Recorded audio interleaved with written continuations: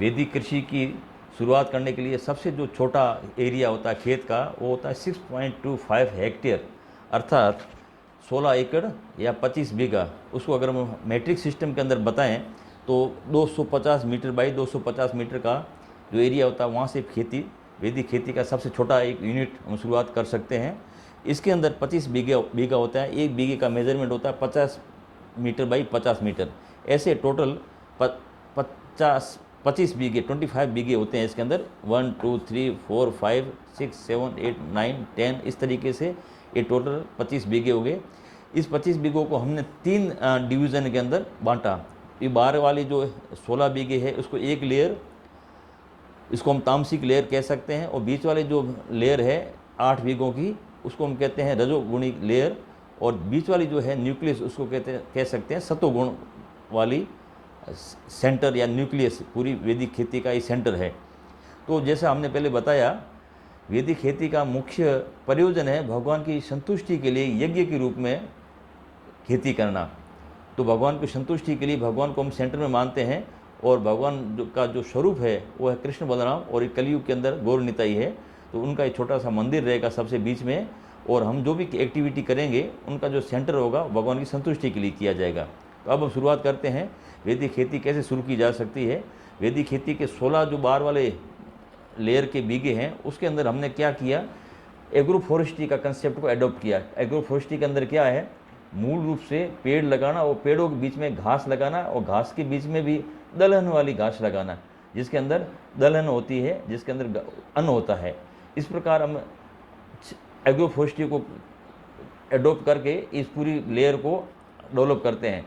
तो यहाँ पर जो पेड़ लगाए हैं वो पेड़ हर एक भौगोलिक क्षेत्र के लिए अलग अलग होंगे। जैसे कि ये जो डिज़ाइन तैयार की है वो रेगिस्तान के लिए की है, जैसे राजस्थान के अंदर, या ये सेम डिज़ाइन हम अरब कंट्रीज़ के जैसे देश है सऊदी अरब या सहारा देश है, वहाँ पर भी इसको अप्लाई कर सकते हैं। तो यहाँ पर एक बीघे का सैंपल बताया है। एक बीघे के अंदर हमने 3 प्रकार के पेड़ लगाए, एक बड़ा पेड़, एक मध्यम पेड़, एक छोटा पेड़। बड़े पेड़ के अंदर जैसे राजस्थान के पॉइंट ऑफ व्यू से अगर हम सोचें तो खेजड़ी सबसे बेस्ट है। प्रोसोसिप सेनेरिया उसका बॉटनिकल नाम है, और खेजड़ी पृथ्वी के धरातल से नीचे, धरातल से 120 फीट तक उसकी जड़ें जाती है, और नीचे से पोषक तत्व न्यूट्रिएंट्स जो पावर है वो ले आती है, और पानी भी ले आती है। इस वजह से रेगिस्तान के अंदर खेजड़ी पेड़ है, अगर बारिश नहीं भी हो 10-10 साल तक तो भी खेजड़ी हरी भरी रहती है। उसका कारण क्या है, उसकी जड़ें सीधी वर्टिकल जाती है। तो ये वैदिक खेती रेगिस्तान के लिए सबसे बेस्ट है एग्रो फॉरेस्ट्री के लिए, और एग्रो फॉरेस्ट्री में सबसे बेस्ट है खेजड़ी पेड़। और ये हो गया बड़ा पेड़। और इसको भी लगाने के लिए हमने जो टेक्निक अपनाएंगे वो है इरिगेशन की स्पेशल पद्धति, उससे हम ये खेजड़ी को लगाएंगे। और सेकंड नंबर जो मध्यम प्रकार का जो पेड़ है वो है गूंदा, जिसकी पत्ते बड़े होते हैं, और उसके अंदर जो फल होता है वो बैलों के लिए सबसे बेस्ट होता है, इंसानों के लिए भी ठीक होता है। उसमें क्या होता है, जॉइंट्स के अंदर वो लुब्रिकेंट आता है उस गूंदे की वजह से, तो बैलों के अंदर मूवमेंट होता है, आसानी हो जाती है, और बैलों के अंदर हड्डियों के अंदर कोई समस्या नहीं आती है, और उसका हम इंसान भी अचार बना के खा सकता है। और उसके पत्ते ही बड़े होते हैं, उस पत्तों की वजह से गर्म हवा, ठंडी हवा रोकने के लिए, रेगिस्तान रोकने के लिए सबसे बेस्ट होता है।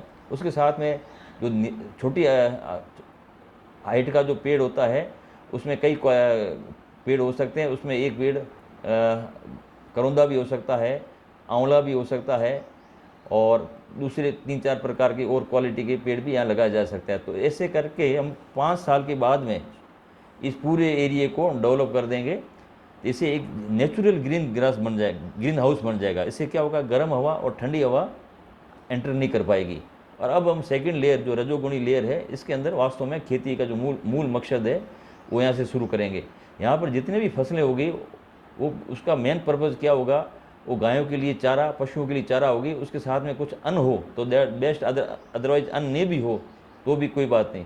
तो हम 18-19 प्रकार के चारा यहाँ लगाएंगे, विशेषकर मक्का, ज्वार, जई, बाजरा, लूसरन जिसको रिजगा कहते हैं, इस प्रकार की 18 प्रकार की फसलें लगाएंगे। और 3-3 महीने, 4-4 महीने के अंदर ये फसलें बड़ी हो जाएगी, तो उस फसलों को काट कर सरप्लस जो फसलें होती है उसको हम साइलेज बना देंगे। ये साइलेज है, त्रिकोण का निशान है, साइलेज है। साइलेज का मतलब होता है जहाँ हरे चारे को काट कर स्टोरेज रखना 3-4 महीने के लिए, ताकि हमारी ज़मीन खाली रहे और चारे को स्टोर करके रखें। और उसके बाद में ये जो न्यूक्लियस है, ये बीच वाला जो 0.5 हेक्टेयर का एरिया है, इसके अंदर हमने ये जो प्लॉट हैं ग्रीन कलर के, ये 4 प्लॉट है।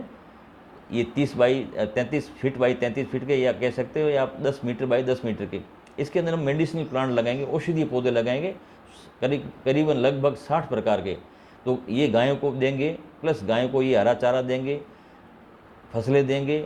और पशु ये पेड़ों से, खासकर जो खेजड़ी के पेड़ों से जो हरे पत्ते निकलेंगे, तो उससे भी गाय के दूध की क्वालिटी क्वांटिटी अच्छी बढ़ती है।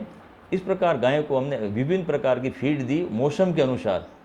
और ये जो बीच वाली जो लेयर है, इसके अंदर फसलों के साथ में हमने फल वाले पेड़ भी लगाए, जैसे आम है, चीकू है, अमरूद है, केला है। जिस प्रकार के फल है वो यहाँ लगाएंगे, ताकि हमारे को फसल के साथ साथ में फल भी मिले।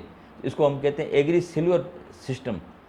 अब इस प्रकार हमने गायों के लिए चारे की, मेडिसिनल प्लांट की, औषधीय पौधों की और हरी फसलों की हमने प्रबंध किया।